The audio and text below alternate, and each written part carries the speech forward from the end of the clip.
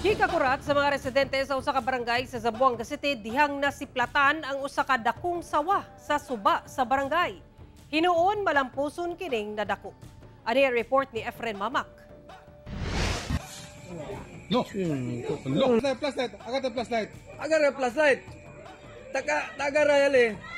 Kini ang aktong pagdakop sa duha ka snake catcher sa DNR sa usa ka sawa nga nasiplatan sa Madror Channel River sa Barangay Santa Maria, Zamboanga City niadtong Domingo pasado alas 8 sa gabi.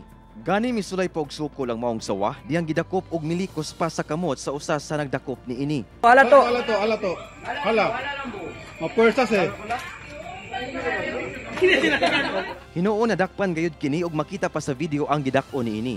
Gibana-bana ang moabot sa halos 3 metros ang gitas-on sa maong bitin. Sumala sa Barangay Council sa Santa Maria, ang maong sawa, mausab ang bitin nga gisulayan nila og dakop magduha ka bulan na ang milabay, apan nakaikyas kini sa maong lugar. Napalgan kini pagbalik sa diyang dunay mga batan-on kinsa namana og isda sa maong suba ug mi-report sa barangay.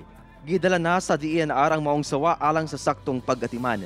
Pahimangno sa barangay ngadto sa katawhan nga kun ugali makakita og susamang mga wild animal, i-report gilayon kini aron maprotektahan. Siyempre animal tambien gad sila na chinebida.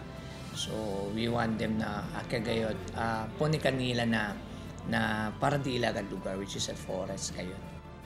Kauban si Sim Romero sa kamera, ako si Efren Mamak para sa One Mindanao.